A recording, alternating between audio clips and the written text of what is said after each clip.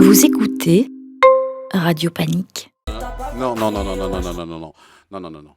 Il est minuit, 105.4 FM de Radio Panique. N'oubliez pas, ce soir, il faut reculer d'heure à 3 heures. Il sera évidemment 2 heures, mais c'est le moment que vous attendez tous parce que, évidemment, c'est le plus important des plus importants, la plus belle, oui, c'est la plus belle des marquises. Et elle a quand même droit à son petit jingle. La marquise chante pour toi. Sa voix s'élève dans la nuit. Elle revient de mon Pérou. Pour toi, petit gueux, aujourd'hui. Minuit 1 sur les ondes du 105.4. On est en live. Elle est toujours contente d'avoir ce jingle. J'adore rien ce que pour jingle. elle. Je me demande si je préférais pas le jingle rap que vous avez inventé tout à l'heure, mais bon. Je m'incline, mon petit Baudouin. Bienvenue, Marquise. Merci, mon petit Baudouin. C'est à moi ? C'est à vous. Oui, alors, le thème de ce soir, très chère Marquise. Alors, le thème de ce soir, vous allez tout de suite le découvrir. Bonsoir les gueux et les gueuses. J'espère qu'il y a des femmes qui m'écoutent car je me sens fort seule. D'ailleurs, je vais utiliser le... Alors, vous cassez tout pendant que je commence ma chronique, ce n'est pas grave. D'ailleurs, je vais utiliser le féminin neutre pendant toute cette chronique afin de rééquilibrer et parce qu'il ne faut jamais perdre une occasion de faire chier Georges-Louis Boucher. Alors, chère Brute, on se prend pour un film français ? On organise un dîner de cons ?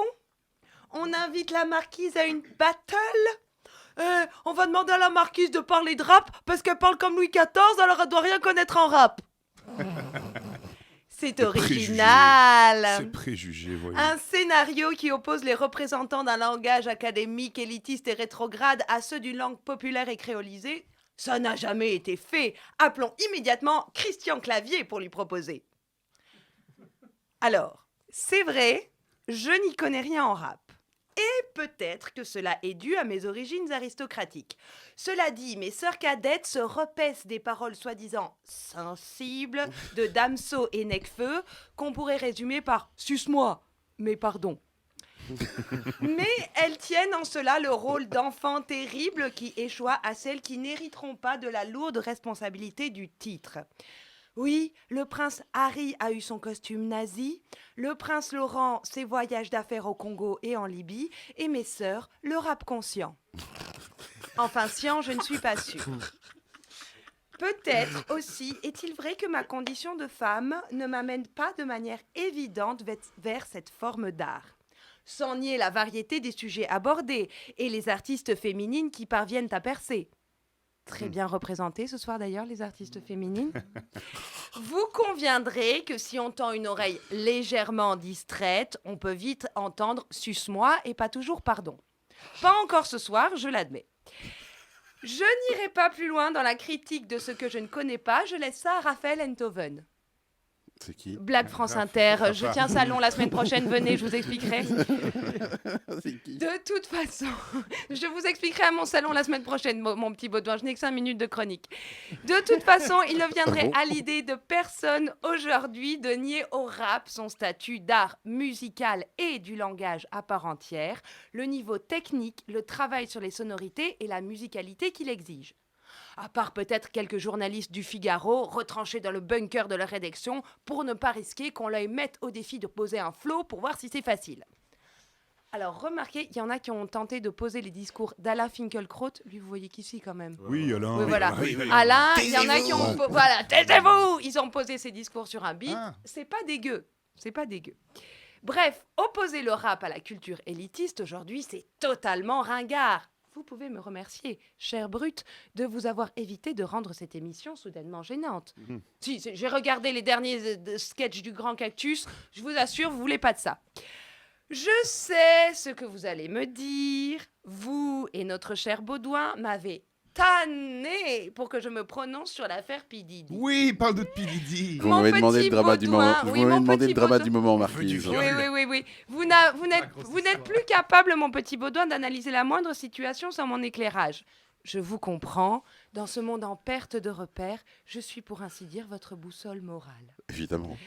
Je rappelle, alors pour celles et ceux dont les murs du château sont trop épais pour laisser passer Internet, que le cas P. Diddy, c'est l'affaire Weinstein du rap noir américain.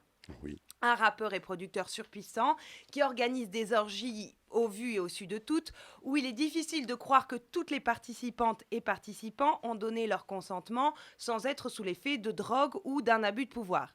Donc pas un vrai consentement.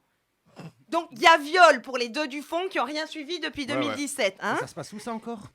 Non, je me suis fait violer 150 fois, moi. Alors, Mais oui, on peut en parler. On en parlera à mon salon la semaine prochaine. Je tiens aussi salon féministe.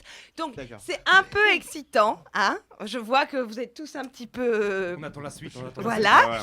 Ah, ben, faut dire que ces temps-ci, on nous sort des monstres plus souvent que des produits Marvel. Rien que ces dernières semaines, P. Diddy, les 50 à 80 violeurs de Mazan et le meilleur plot twist de la décennie, l'abbé Pierre. C'est plus palpitant que Joker 2 quand même, hein. Vivement la prochaine affaire. Alors, pardon, mais le but de MeToo à la base, c'était pas que ça s'arrête ? De se rendre compte que l'égalité homme-femme, c'était pas encore gagné, que vu le nombre de victimes de viol, c'est quand même fort probable qu'une grande majorité d'hommes en aient au moins commis un dans la durée d'une vie. Pas pour faire de tous les hommes des monstres. De toute façon, si tout le monde est un monstre, personne n'est un monstre. Mais pour mettre en place ce qui est nécessaire, mesures politiques, éducation, remise en question individuelle, prise en compte des études sociologiques, des différents niveaux de ce qu'on appelle la culture du viol, juste dans le but d'arrêter d'agresser d'autres personnes dès qu'on a l'opportunité ou un petit peu de pouvoir. Oh mais non, mais ça c'est chiant, madame la marquise. Nous, ce qu'on veut, c'est du drama, pas se faire traiter de violeur. Je comprends, messieurs. Je comprends. Mais moi non plus, je n'apprécie guère qu'on prétende m'empêcher de manger de la brioche. Malheureusement, je n'ai aucun avis sur l'affaire P. Diddy. Espérons que je sois plus inspirée dans 2 semaines. Merci beaucoup, Madame la Marquise. Vous écoutez Radio Panique.